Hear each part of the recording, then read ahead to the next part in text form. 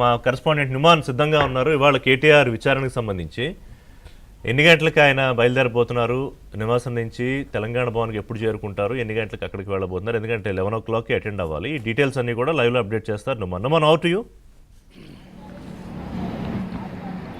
Yes, కాసేపట్లో మాజీ మంత్రి బీఆర్ఎస్ వర్కింగ్ ప్రెసిడెంట్ కేటీఆర్ నార్సింగ్లోని తన నివాసం నుంచి తెలంగాణ భవన్కు వెళ్ళనున్నారు. సో ఇప్పటికే ఇటు కేటీఆర్ నివాసానికి మాజీ మంత్రులు, ఎమ్మెల్యేలు, ఎమ్మెల్సీలు, బీఆర్ఎస్ నేతలు కూడా చేరుకుంటున్నటువంటి పరిస్థితి. హరీష్ రావు వచ్చిన తర్వాత హరీష్ రావుతో కలిసి తెలంగాణ భవన్కి వెళ్ళనున్నారు. తెలంగాణ భవన్లో సో ఆయన కార్యకర్తలు, ముఖ్య నేతలతో ఆయన మాట్లాడనున్నారు.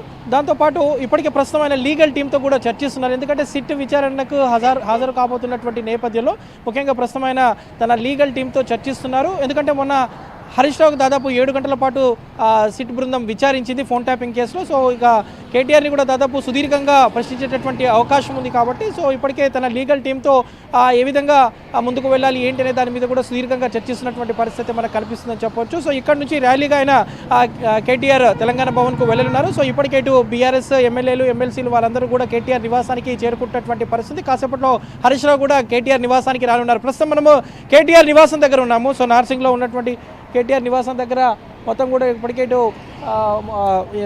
బీఆర్ఎస్ ముఖ్య నేతలందరూ కూడా చేరుకుంటున్నటువంటి పరిస్థితి మనకు కనిపిస్తుంది. సో ఫోన్ ట్యాపింగ్ కేసులో భాగంగా ఇటు సిట్ విచారణకు 11 గంటలకు కేటీఆర్ హాజరు కానున్నారు. తెలంగాణ భవన్ నుంచి నేరుగా ఆయన జూబ్లీహిల్స్లో ఉన్న సిట్ కార్యాలయానికి హాజరు కానున్నారు. సో ఇప్పటికే ఇటు సిట్ విచారణ నేపథ్యంలో కేటీఆర్ నిన్న కొన్ని ఆసక్తికరమైనటువంటి వ్యాఖ్యలు కూడా చేశారు. సో కార్తీక దీపం సీరియల్ మాదిరిగా ఇటు ఏదైతే సిట్ విచారణ కొనసాగుతుంది, దాదాపు 2 ఏళ్లుగా ఈ కేసు అయితే కొనసాగుతూనే ఉందంటూ కూడా ఆయన విమర్శలు గుప్పించినటువంటి పరిస్థితి. సో ఈరోజు ఆయన కూడా తన ఫోన్ కూడా ట్యాపింగ్ అవుతుంది కాబట్టి సో దాని మీద కూడా సిట్ అధికారులను ప్రశ్నిస్తానంటూ కూడా కొన్ని విమర్శలు కూడా నిన్న చేసినటువంటి పరిస్థితి. సో ప్రస్తుతం అయితే ఇటు కేటీఆర్ కాసేపట్లోనే తన నివాసం నుంచి బయలుదేరున్నారు. సో ఇప్పటికే ఇటు బీఆర్ఎస్ ముఖ్య నేతలు కానివ్వండి, ఎమ్మెల్యేలు, ఎమ్మెల్సీలు అందరూ కూడా చేరుకుంటున్నారు. సో వారందరూ కూడా ప్రస్తుతం కేటీఆర్తో మాట్లాడుతున్నారు. దాదాపు గంటకు పైగా ఇటు కేటీఆర్ లీగల్ టీంతో చర్చిస్తున్నారు. అంటే ముఖ్యంగా ఈ కేసులో సిట్ బృందం ఆయన సుదీర్ఘంగా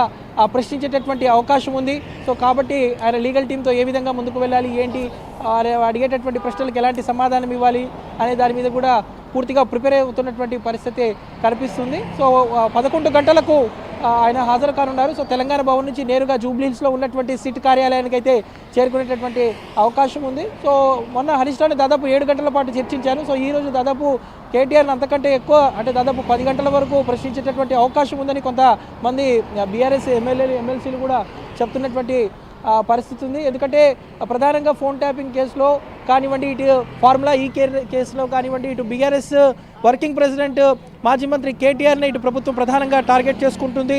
ఎన్నికలు వస్తున్న ప్రతిసారి కూడా కేటీఆర్ కానివ్వండి, హరీష్ రావు ఇటు బీఆర్ఎస్ ముఖ్య నేతలను టార్గెట్ చేసుకొని ఇబ్బందులకు గురి చేస్తుందంటూ కూడా బీఆర్ఎస్ నేతలైతే ఆరోపిస్తున్నటువంటి పరిస్థితి. సో ఈ నేపథ్యంలో మున్సిపల్ ఎలక్షన్స్ కూడా రాబోతున్నాయి కాబట్టి మున్సిపల్ ఎలక్షన్స్లో కొంత అటెన్షన్ డైవర్షన్ చేయడం కోసం, బీఆర్ఎస్ శ్రేణులను దెబ్బతీయడం కోసమే ఇబ్బందులకు గురి చేసే ప్రయత్నం చేస్తున్నట్టు కూడా వారు ప్రధానంగా ఆరోపిస్తున్నటువంటి పరిస్థితి మనకు కనిపిస్తుంది. మొత్తానికైతే ప్రస్తుతం అయితే ఇటు కేటీఆర్ నివాసం నుంచి కాసేపట్లో ఆయన తెలంగాణ భవన్కు వెళ్ళినటువంటి పరిస్థితి మనకు కనిపిస్తుంది చెప్పొచ్చు.